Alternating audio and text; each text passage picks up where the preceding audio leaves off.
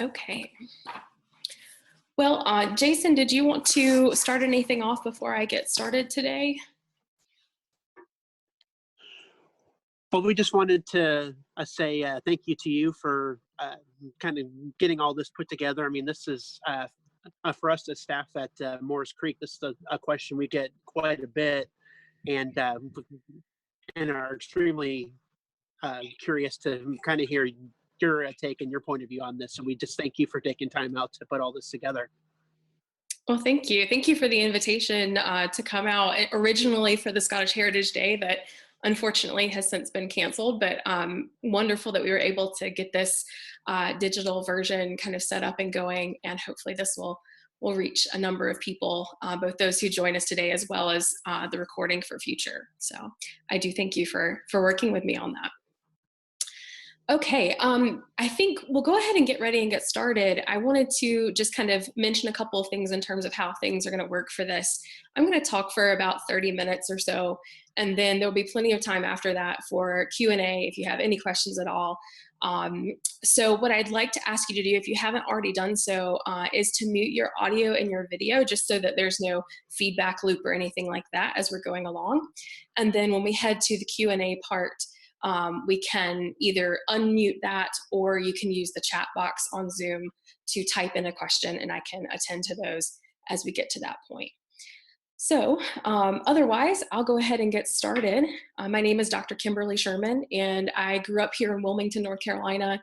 I spent a lot of time up around Morris Creek as a kid, and a lot of my family is from up around Black River and kind of Kelly area. And I actually have ancestors who fought at Morris Creek.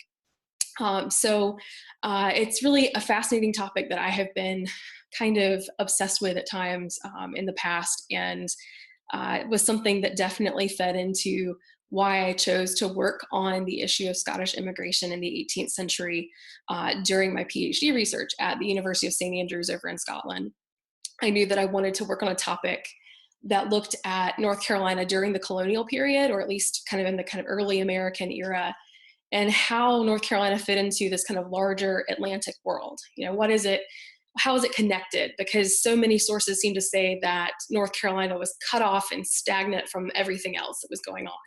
So I really felt like the Scots were a great way to look at this connection and to show kind of the conduits of not only trade, but also kinship and all sorts of communication happening between the British Isles and kind of larger British Atlantic world, and North Carolina in particular. So that's kind of what I work on in general, and I'm currently working on my first book project that works kind of through the family histories of some major Scots families in North Carolina, both Highlanders and Lowlanders. So Morris Creek is definitely something that comes into play quite often. And today what I wanted to do, just with talking with Jason and a few other people about, you know, what we often get in terms of questions about Highlanders and their involvement at Morris Creek, a lot of it has to do with that issue of loyalty. You know, why did Highlanders, especially thinking about their history with the Jacobite rebellions and this kind of antagonism between Scotland and England, why would they choose to be loyal to the British Crown during the American Revolution, and particularly looking at the situation in North Carolina? So hopefully I'll get to unpack that a little bit more here today as we go along. So if you'll bear with me, I'm going to try to get things going here. So hopefully that's going to pull up there for you. Just I've got some visual slides just to kind of add some interest here for you guys as well. But I want to talk a little bit to begin with about how and why Scots chose to come to North Carolina. We start to see Highland Scots arriving kind of en masse in North Carolina around 1739. There might have been some Highlanders that came over earlier than that, guys like James Ennis and a few others around kind of Wilmington area. But for the most part, most Scots who were coming to North Carolina in the late 17th, early 18th century were from the lowlands or the borders region. And it's also around 1734 that the first royal governor is appointed to North Carolina when North Carolina becomes a royal colony, and that is a Scot named Gabriel Johnston. So in 1739, we see a group of about 350 Scots leaving Argyllshire on board a ship called the Thistle. And this kind of immigration voyage was organized by a number of their former landlords and kinsmen, essentially, clan leaders, guys like Duncan Campbell and Dougal McNeill, Daniel McNeill, Col McAllister, Neil McNeill, all these guys kind of orchestrating a larger movement of their various families, kind of larger kinship networks. And when they arrive in North Carolina, and really even before that, as they're kind of trying to set up the voyage, they are working hand in hand with the Scottish royal governor, Gabriel Johnston. And so by the time they get to North Carolina the following spring, they begin petitioning the General Assembly, the Colonial Assembly in North Carolina, on the benefit of themselves or behalf of themselves for some support, essentially, from the colonial government. And so essentially they are hoping that with the proper encouragement, as they called it, that they would be able to continue inviting more friends and acquaintances, as they called it, over to North Carolina, and that would encourage more settlement of the Upper Cape Fear in particular. So a number of these individuals that come over will end up settling in kind of the Upper Cape Fear River Valley through what would be today parts of Upper New Hanover County and Pender County, Bladen, and then westward towards Cumberland County, with the kind of highest concentration being centered around what is today Fayetteville. At that point in time would have been Cross Creek, and later the town of Campbellton as well. So we don't have a lot of good official records to be able to understand exactly how many people came through North Carolina ports from Scotland in general. A lot of those records either have been lost or were just not really taken down to begin with. So we can't exactly say this is the number we have coming in every year or an overall total or anything like that.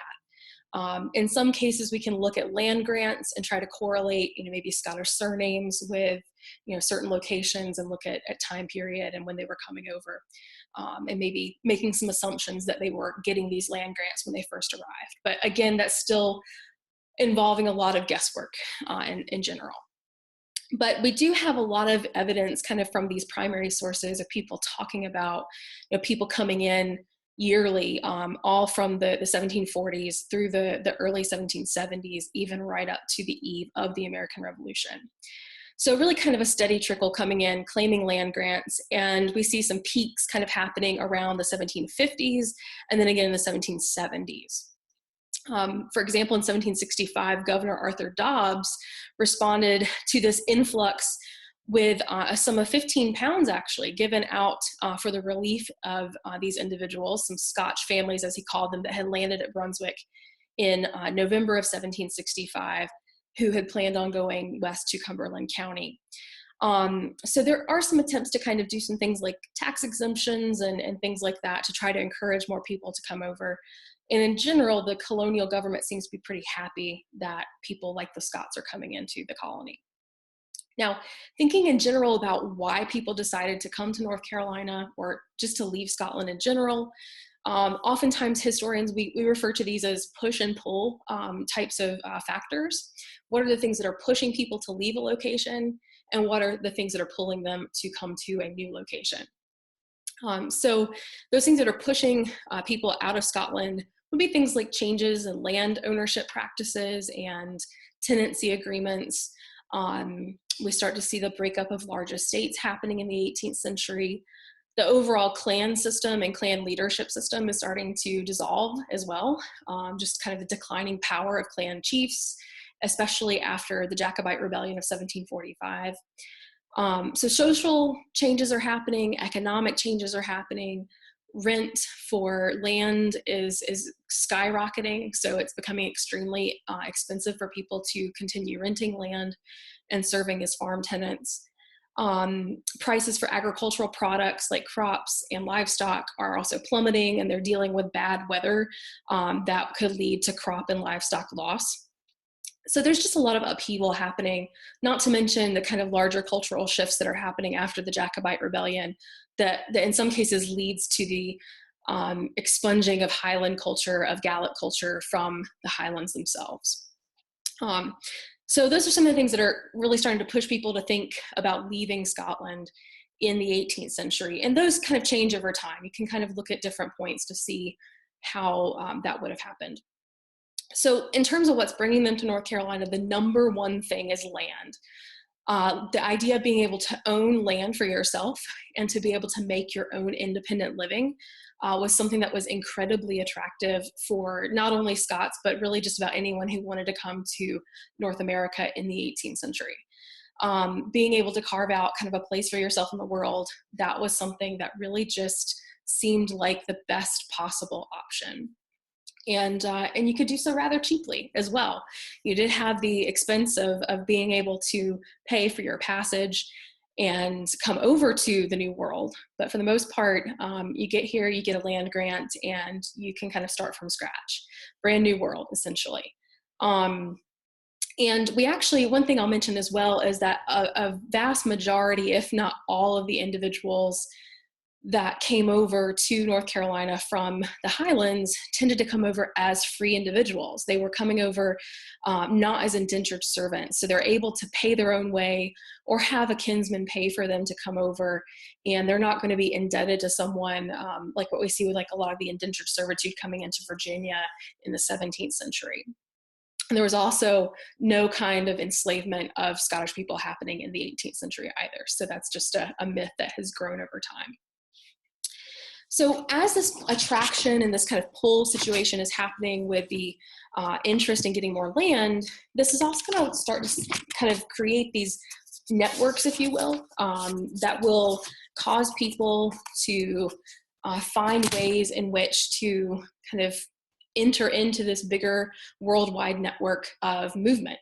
So once one individual from a family comes over to North Carolina, it really just opens up a conduit through which more people can come over. And there's constant communication happening between these families. A really good example of this would be the McAllister family that settle around Cross Creek. The McAllisters, their original letters for Alexander McAllister, part of that Argyle colony that came over in 1739. The original letters are up in the state archives in Raleigh. They're a fascinating resource to look at. And McAllister actually wrote in 1770. He had already been in North Carolina for several decades, and he was still constantly writing to Ken. And he was telling some family members that this, North Carolina, was the best poor man's country that he had heard of in this age. So he's like, come over here. It's going to take some work, but you can make a new start for yourself, and you can really make something happen for not only yourself, but also for your generations that come after you.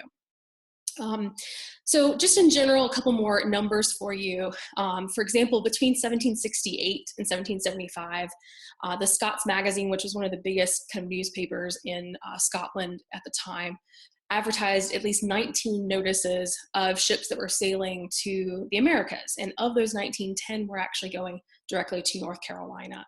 So we can say that probably over half of these voyages were coming this direction. In 1772, Governor Josiah Martin, again, only a couple years before the Revolution happens, he said that near 1,000 people had arrived on the Cape Fear River from the Scottish Isles since the month of November, and that they had that view to settle in the province and to create a new life there.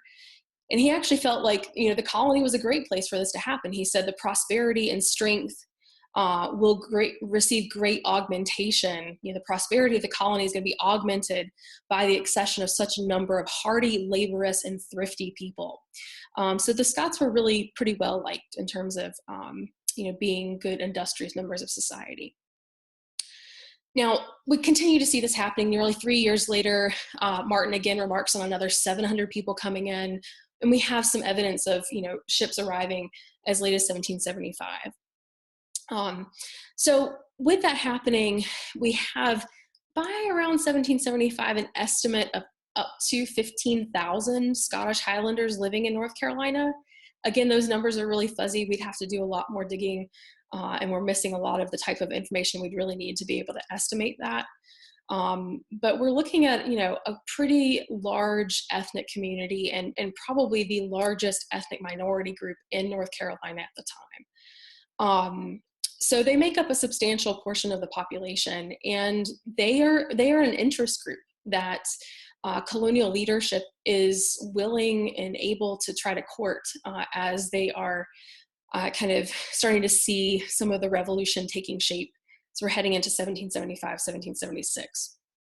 So there's kind of course, that question that, why is it that the Scots, the Highland Scots in particular, who had experienced the destruction of their society and culture after the Jacobite Rebellion, and had experienced that kind of long-term change and just the trauma, I guess you could even say, associated with all that change. Why would they choose to side with the British Crown and remain loyal during the early years of the American Revolution? And it's not necessarily an easy question to answer. It's one that I have danced around in the past, and I don't really have a great answer, other than it seems that the idea of empire and remaining loyal to the empire was something that that remained promising. And you think about the British Empire in the 1760s, it is on top of the world. The British Empire is number one. And after the 7 Years' War in particular, the British Empire has shown its might and its power, and that association of being part of this empire and the benefits of that with land and protection, all of that, that really seems to outweigh this ragtag group of colonists who are trying to kind of be a nuisance to the British government in a way. At least that could be one way of looking at it. And you think of, again, the British military, the Navy, it's the biggest superpower in the world at this point in time. So would you rather side with the biggest superpower in the world, or, again, this ragtag group of colonists that you're not quite sure if they're going to be successful? They're just kind of holding things together at the last minute. So the Highland community at Cross Creek and Campbellton, they had been pretty supportive of Crown authority in the past. Leadership in London definitely believed that they could be useful in helping to quell some of the colonial discontent that was starting to grow in North Carolina. And Governor Josiah Martin decides to follow up on this. He feels like this is something that can be useful. So as we're heading into 1775, there's going to be a lot of courting of the Scots, if you will, by both the kind of American patriot cause on the one hand, and then also with royal authority and Governor Martin on the other hand. So we start to see emissaries being sent to Cross Creek and Campbellton. They will send in literature to try to convince them to join one side or the other. We do know there was a committee of safety in Cumberland County, so there might have been some support for the American patriot cause, at least initially, and then eventually that kind of starts to dissolve and kind of move out of the picture. And we know that the Continental Congress, actually, in Philadelphia, sends a couple of ministers to Cumberland County in hopes of kind of convincing them of siding with the American cause, because there were a couple of people that they viewed as kind of inflammatory, particularly one of the Presbyterian ministers in Cross Creek named John McLeod, who was kind of an ardent loyalist, and they were kind of hoping, let's try to get them on par with the same things that we're hoping to achieve through this argument against Great Britain. But they kind of met with little success because they then forgot about the fact that the Scots primarily spoke Gaelic in that region, and so a lot of them didn't quite understand what was going on. The Provincial Congress in North Carolina did help to try to kind of sway opinion towards the American cause by actually writing some proclamations in Gaelic. But it seems like the royal cause still seemed to win out. So a lot of the presumption is that the Highlanders would remain loyal to the British Crown, and Governor Martin sends an emissary. Alexander Shaw had come over from Scotland. If you've read any of Janet Shaw's Journal of a Lady of Quality, that's her brother. And they had already been kind of orchestrating a plan to possibly rouse up the Highlanders for the King's cause. And there's the introduction of guys like Donald MacDonald and Donald MacLeod to British military officers who come into North Carolina under the guise of just visiting family and friends, and there would have certainly been a lot of probably distant kinsmen in North Carolina for both of them. And they kind of make their way into the colony in hopes of creating a British kind of loyalist regiment amongst the Scots here. So there's a lot of action coming together here, not really an orchestrated effort, I would say, to try to bring together, the military, sending McLeod and MacDonald over, and then it seems like Martin has his own plan, and it's all kind of like these all little plans happening together, not really one big concerted effort to try to create one big loyalist movement. But what we end up seeing happen is that there's this belief that, that they will definitely side with the British cause. Shaw, he writes to Lord Dartmouth in 1775 that there is now a numerous body of the sons and grandsons of the first Scotch Highland settlers, besides the later immigrants who retain that enthusiastic love for the country from which they are descended, which indeed scarce a Highlander ever loses, that they will support its dignity at every risk. So he hopes, again, that this kind of love for country, love for empire is going to supersede anything else and cause them to follow up with the governor's plan. So they're hoping that about 3,000 Scots are going to kind of descend from the Upper Cape Fear region down towards Brunswick Town to meet up with 20,000 British regulars who have been promised to arrive under the direction of General Howe and land at the Cape Fear River. And they kind of start to kind of try to figure out, okay, are the Highlanders ready for this? They send Alexander McLean up into the Cross Creek area, and he kind of finds in early February 1776 that there's still some work to be done. They send out a circular letter. This is the letter that is intercepted by patriots, and they're calling for this rendezvous to happen to bring the loyalists together. In the following week, Thomas Rutherford, who was a merchant in the area, and he was also the colonel of the Cumberland militia at Cross Creek, he wrote a manifesto to his fellow Scotsmen and said, "To command, enjoin, beseech, and require all his Majesty's faithful subjects within the county of Cumberland to repair to the King's royal standard at Cross Creek on or before the 16th present in order to join the King's army. Otherwise, they must expect to fall under the melancholy consequences of a declared rebellion and expose themselves to the just resentment of an injured though gracious sovereign."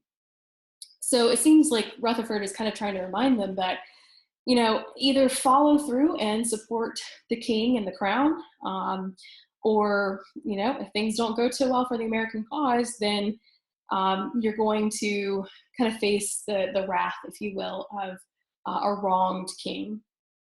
So there's some concern amongst the Scots that they might be acting too quickly, but there are those that are really supportive of this idea of banding together and responding to Martin's call. So it seems that by late February, we're starting to see some action happening. And under the leadership of Brigadier General Donald MacDonald and Lieutenant Colonel Donald MacLeod, we see about 1,100 men, Highland Scots, assembling into kind of a makeshift army. And initially, only about 520 of them owned firearms. So certainly some of them would have had their broadswords and some dirks or small daggers and that sort of thing, maybe some small swords as well. But in terms of firearms, it's pretty scarce. They conduct some local raids around Cumberland County, and also with the help of country merchants, they are able to rustle up a few more arms, and they mock up their own British colors that they use from scraps of material sewn together, kind of the Scottish Betsy Ross, if you will, creating something that can be used to lead them forward. So MacDonald and the leadership of the Loyalists are getting a bit anxious at the news that's coming from kind of the Patriot side of things. They know that the Patriots are assembling to cut them off before they can reach the Lower Cape Fear. And there was a report that some 2,000 men were slowly inching towards Cross Creek in order to do that. So, initially we had hoped, or at least Martin had hoped, that there would be some 3,000 men. In reality, that's much smaller. And there's also the question, where are the British regulars at this point in time? So Brigadier General MacDonald and his kind of Patriot counterpart, James Moore, they're kind of both stalling for time at this point. Each one sends out some terms to the other in hopes of being able to head off a conflict. But eventually that all kind of gets tossed out the window. One of the interesting characters involved here is a guy named Farquhar Campbell. Campbell had actually been a member of the Sons of Liberty and the Wilmington Committee of Safety for a period of time. He was connected with those early Argyle settlers that came to Cross Creek in the late 1730s. And Campbell is kind of a fascinating look into that issue of loyalty, because he really switches sides over and over again. Farquhar Campbell goes from being kind of the patriot mindset then to being back on the Tory side of things. And he, during the Battle of Moore's Creek, fights alongside the rest of his Highland brethren. He arrives with news in the late part of February of an approaching patriot force of some 600 men under Colonel Richard Caswell. And it kind of presses MacDonald to make a decision on what's going to happen next. So the Highlanders go on the offensive, and they leave Campbellton on the 20th of February, marching kind of southeastward towards Wilmington. They have to go through incredibly swampy terrain, crossing over tributaries of the Kaffir River, including trying to find the best location to cross the Black River. And this leads them to Widow Elizabeth Moore's Creek, where, of course, now the park is located. And they know that Caswell's men, they have hastily retreated from the western side of the creek, and now they have made a defensive position on the eastern side of Moore's Creek. And of course, many of you are probably familiar with the story that in the very cold hours before dawn on the 27th of February, MacDonald and MacLeod have led their men towards this patriot encampment near Moore's Creek and near the bridge that's located over that tributary.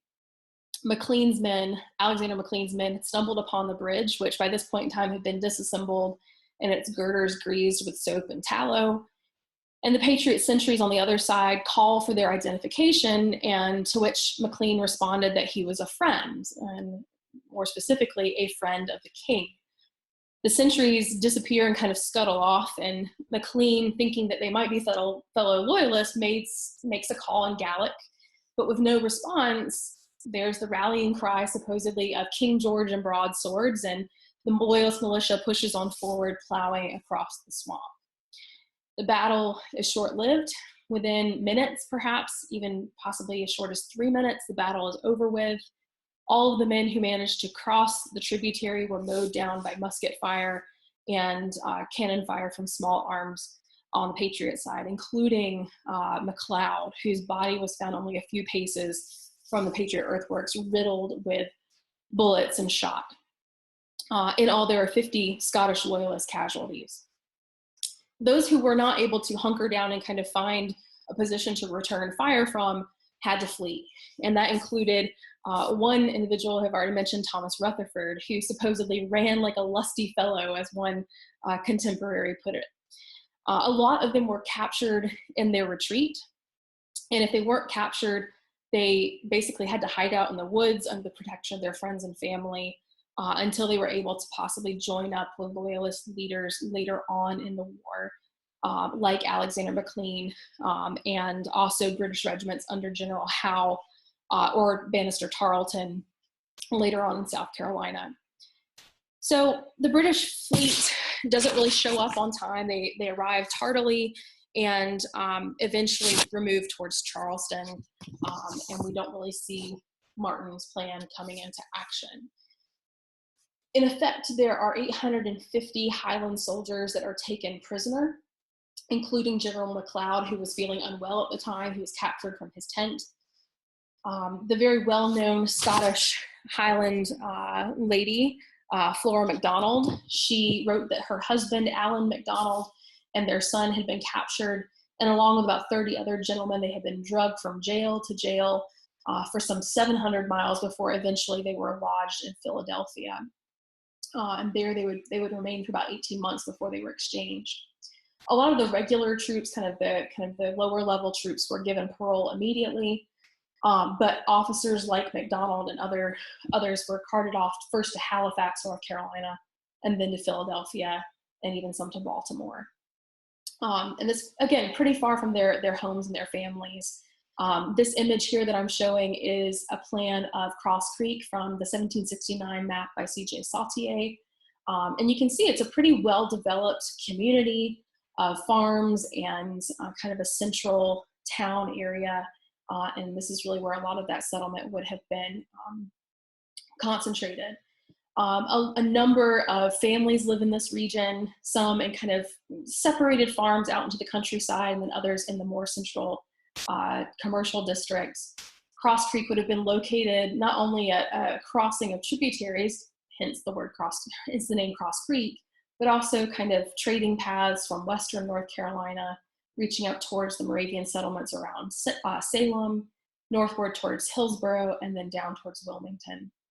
So it's an incredibly important point for commerce and kind of an intersection, if you will, for place between these ports like Wilmington, even Charleston, and then inland kind of backcountry frontier towns.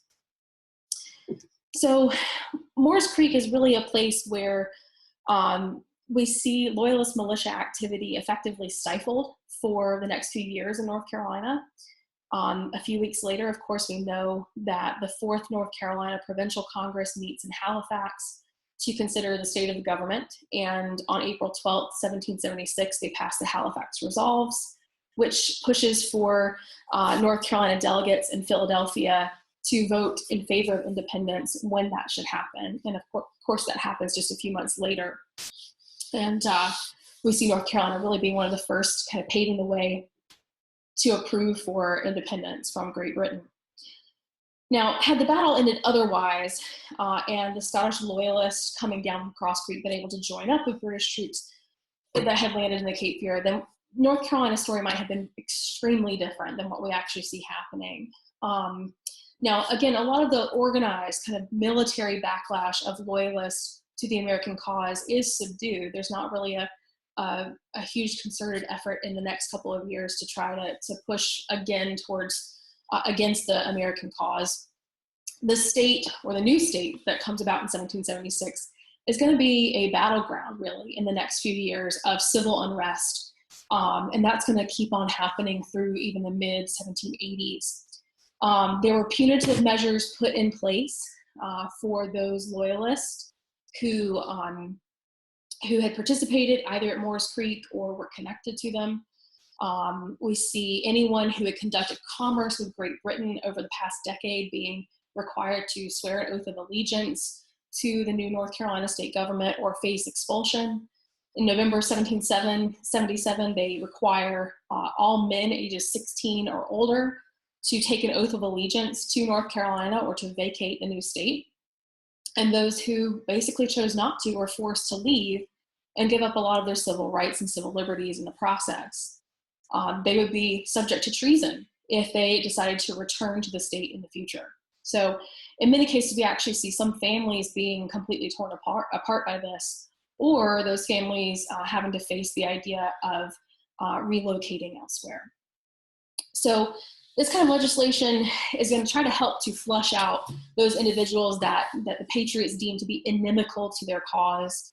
And residents in the southern colonies or the new southern states are going to be burdened with this big decision about, do we take an oath or do we risk the idea of banishment or having to once again find somewhere else within this Atlantic empire to make our homes. And just to kind of show you again that back and forth loyalty, going back to Farquhar Campbell, after the Moores Creek campaign where he had participated and essentially had been charged with aiding the enemy, he hopes to gain parole on the grounds of good behavior and also by taking that oath of allegiance to North Carolina. He petitions the Provincial Congress in April 1778, hoping again to be reunited with his family in Campbellton, and he was successful. He was granted parole in April of 1778, and he kind of stays quiet for the remainder of the conflict, and eventually will actually become one of the first state senators for North Carolina in the years of the early republic. So it's really, in some cases, people making decisions about what is practical and most pragmatic for them in that moment of time. Now, I briefly want to talk a little bit more about those families before we wrap up today. As early as 1776, the state government in North Carolina does attempt to reconcile with those families who are left behind by the men who participated at Moores Creek. They felt like they didn't necessarily have to punish the families that were attached to those who had participated in this movement against the American cause, those who they believed to be traitors to the American cause. So there is kind of a humanitarian position that the new legislature takes in regards to women and children who are living in places like Cross Creek and Campbellton. With regards to the families of Scottish Loyalists that had been captured after Moores Creek, the provincial Congress vowed, quote, that we war not with the helpless females which they left behind them. We sympathize in their sorrow and wish to pour the balm of pity into the wounds which a separation from husbands, fathers, and the dearest relations have made. May the humanity and compassion which mark the cause we are engaged in influence them to such a conduct as may call forth our utmost tenderness to their friends whom we have in our power. So there was special attention given to these women and children and the elderly as well who were left behind, that they were not wanting in the common necessities of life, as they called it, that they'd be kind of protected in some ways by the provincial Congress. The prisoners who were captured after Moores Creek have been housed in the Philadelphia jail, for example. They petitioned for their release so that they could, be with their families once again. They really kind of emphasized this idea of family. Even the ardent North Carolina revolutionary William Hooper expressed his concern for the treatment of North Carolina prisoners that had been captured at Moores Creek, saying, quote, I feel sincerely for their distressed families and earnestly wish that they may be restored to their homes as soon as such a measure can take place without hazarding the safety of North Carolina.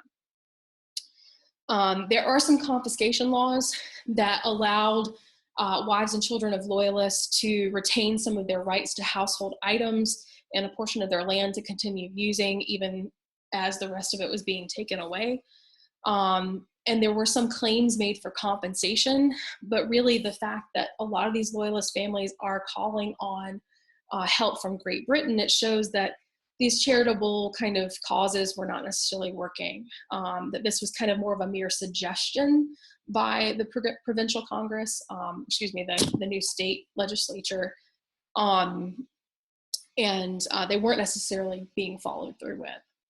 Flora MacDonald, going back to her briefly, she wrote of the stress of this time period, saying that she spent, quote, all this time in misery and sickness at home, being informed that her husband and friends were all killed or taken, long oppressed with straggling parties of plunderers from their army and night robbers who more than once threatened my life, wanting a confession of where my husband's money was.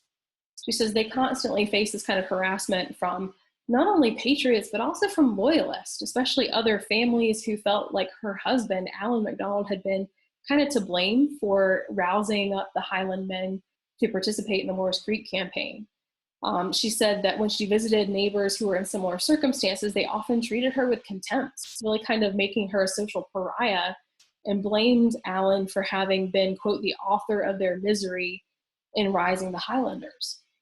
So for about 2 years, Flora MacDonald and many other Scottish Highland women and their families remained in what she called a deplorable condition amongst the robbers and fatherless Senecants, basically the elderly, and the orphans of the time period, until their husbands were paroled and a flag of truce had been decided.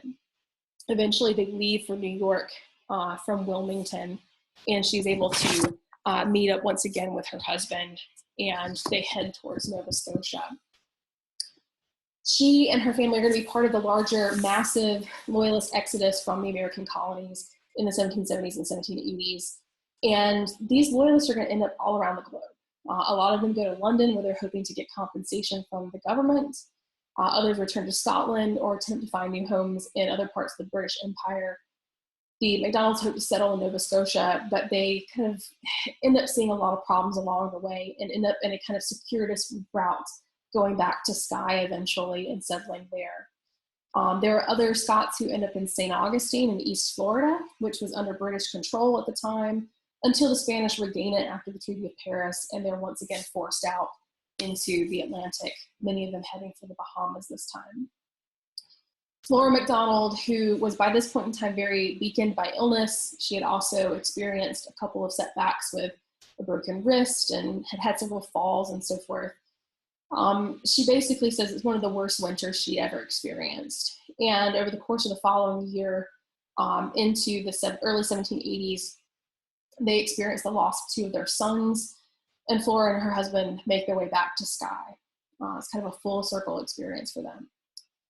It's pretty representative in many cases of the opportunities and the excitement that a new life in America could hold for Scottish immigrants, and of course the possibilities of the risks involved as well. They had experienced the emotional and physical scarring of the revolution, dislocation, and family loss.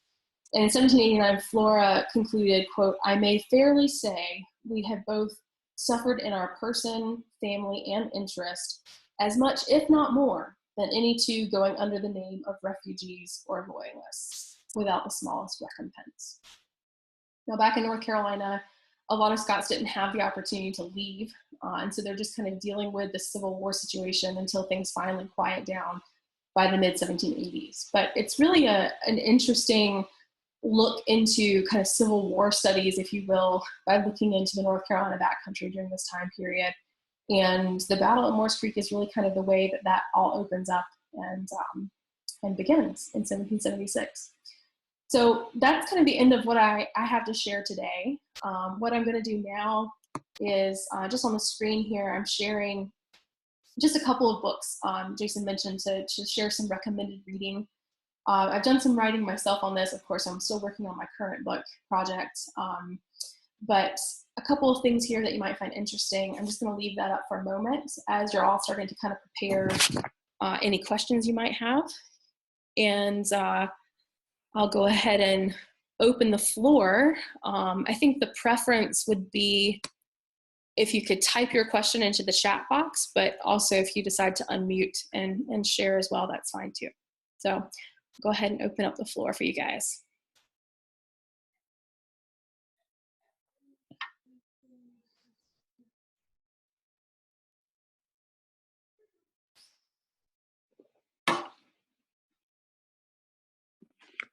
Yeah, this is George McLeod, Brian.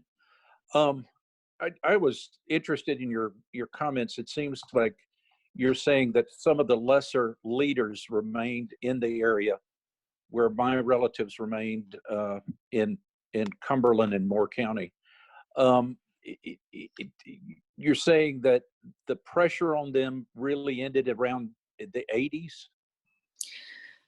From what I've been able to see so far, that's about the case. There's a lot of discussion in the early state government about what to do about loyalists in kind of the light of the fact that now the United States has won the war, and how do we reconcile these past problems and kind of how do we reincorporate them into a new American republic, essentially. So there are lawyers and kind of the more conservatives in the North Carolina legislature, like Samuel Johnston. Even William Hooper is fairly conservative on the point. And I'm trying to think, there's a lawyer in Wilmington who was Scots-Irish, and his name is escaping me at the moment, but they really are kind of fighting for kind of welcoming these individuals back into society and not pushing for more retribution. And they're kind of like, let's let bygones be bygones. So that's something that I'm doing some more work on in the future. But the other thing too, that I would suggest looking into, there's some great work done by Rebecca Brannon on the same kind of subject in South Carolina, not looking specifically at Scots, but she looks more at kind of how the South Carolina legislature dealt with that same problem. But yeah, definitely they're trying to kind of figure out, how punitive should we be? And for the most part, the moderates seem to be winning out on kind of, let's just let things get back to normal, if you will. All right.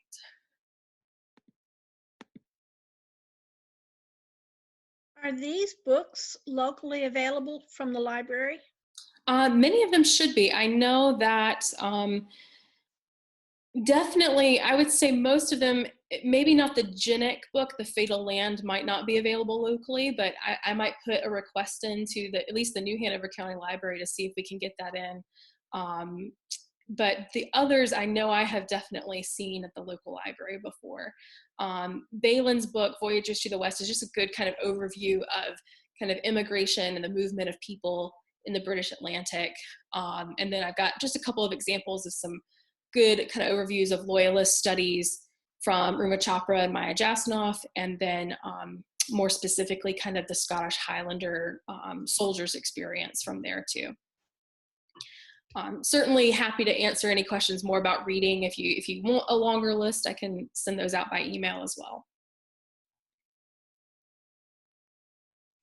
Kimberly, this is Michael Henningsen. Can you hear me okay? Yes. I'm new to Zoom and I don't see my picture, so I don't really know what's going on here. No worries.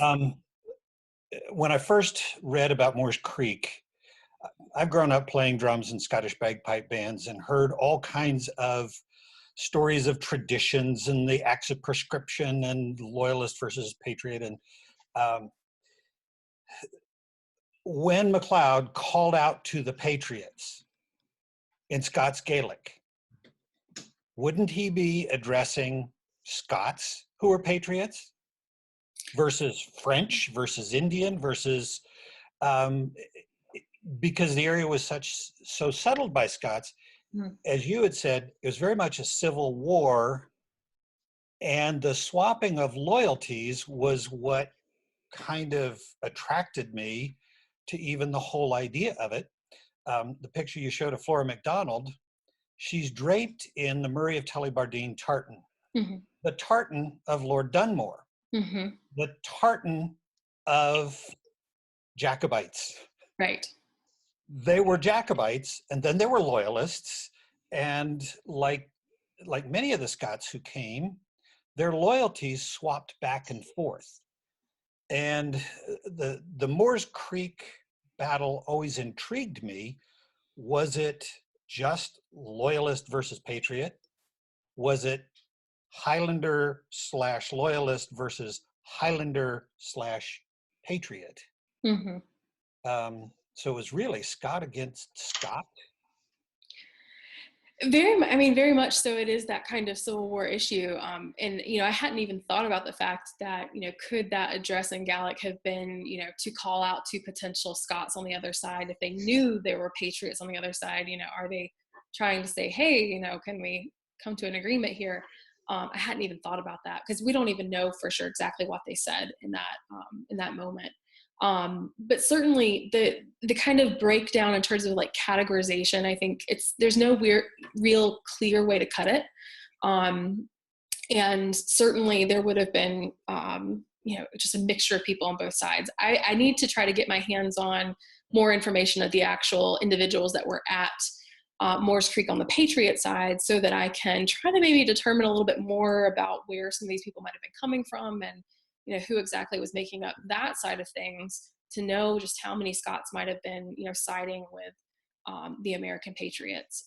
But certainly it's hard to, again, put them into categories. And it's kind of like, I have friends who work on Jacobite studies and the 45, and they, like, we can't say not all Highlanders were Jacobites and not all Jacobites were Highlanders. And it's kind of a similar situation here. Not all Loyalists were Highlanders. Certainly not all Highlanders were loyalists. And it's interesting too that you mentioned the tartan that Flora MacDonald is wearing in that painting. And I don't know for sure if that's just an artistic choice there. Of course, her association with Bonnie Prince Charlie and the 45, maybe that's what the artist is alluding to there. But, I don't know for sure if there's still how much the Jacobite rebellion was still really influencing people in North Carolina. I've not found any explicit references to it in terms of like the Scots themselves talking about sympathizing with the Jacobite rebellion. But certainly one of the things that gets pinned on a lot of Scots, whether they were supportive of the Jacobites or not, is that you were Scottish and kind of a target of that Scotophobia that's starting to grow in the late 1760s and early 1770s. You were oftentimes labeled a Jacobite, whether or not you were, actually supporting that cause or not.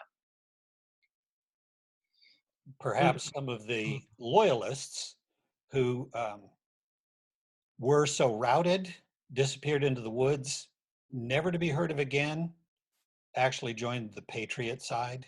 Yeah, could be. That's how quickly the loyalists, like Lachlan McIntosh in Georgia, he was all set to go fight the 45 and was advised, no, your future's here, and then started the Highland Independent Regiment of Foot Right. to support the crown.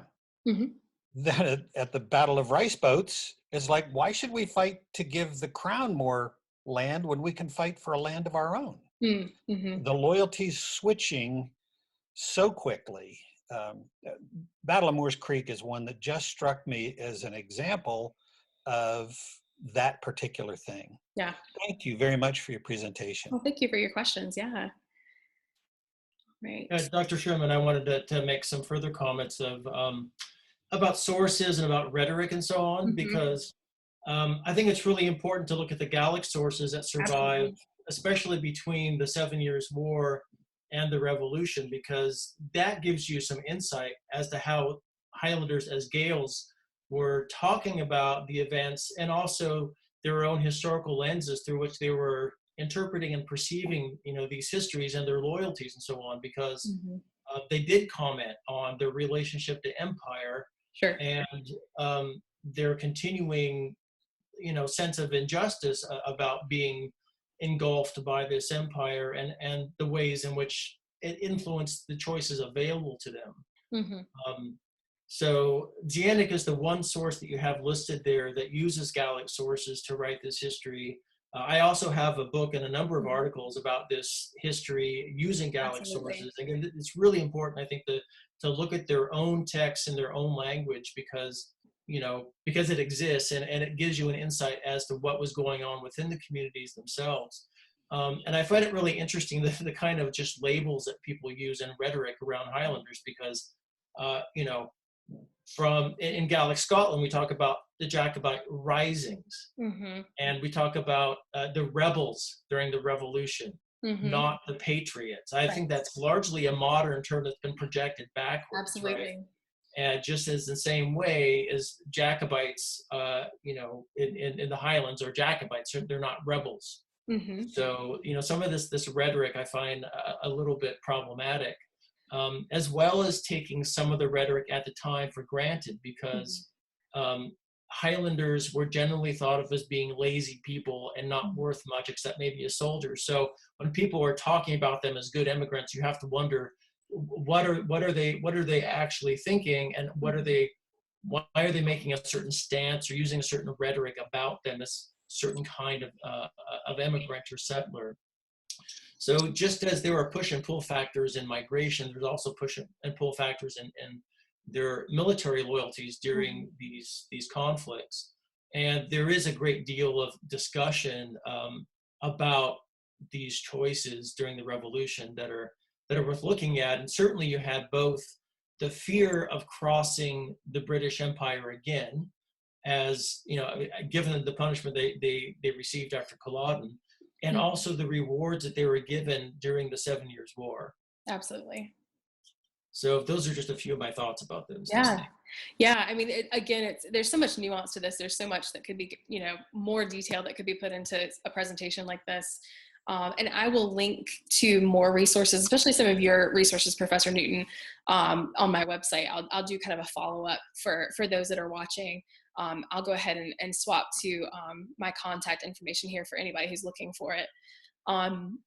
But yeah, I mean, there's just so much that could be gleaned from looking at those Gallic sources. I think that's definitely my next step. It's something that I haven't really gotten as deep into as I had hoped to, especially during the PhD process. I am just now starting to kind of learn Gallic myself, so we'll see what happens with that. But thank you so much for those comments. Any other particular questions that anyone has?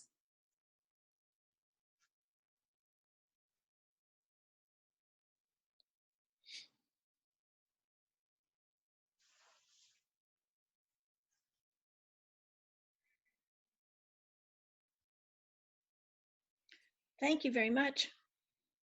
Thank you. Jason, did you have anything you wanted to add today? I don't think so. I think you pretty well covered everything, and we just want to thank you again for your time, and we'll hopefully do this again in person, hopefully next year. Yeah, absolutely. I thank you again so much for the opportunity, and anyone that wants to follow up with me, my contact information is here. We'll also have this recording up hopefully soon through the Moores Creek Facebook page and so forth. And yeah, feel free to get in touch if you all have any questions. All right, thank you. Thank you again, Dr. Sherman. No worries. Everyone stay safe.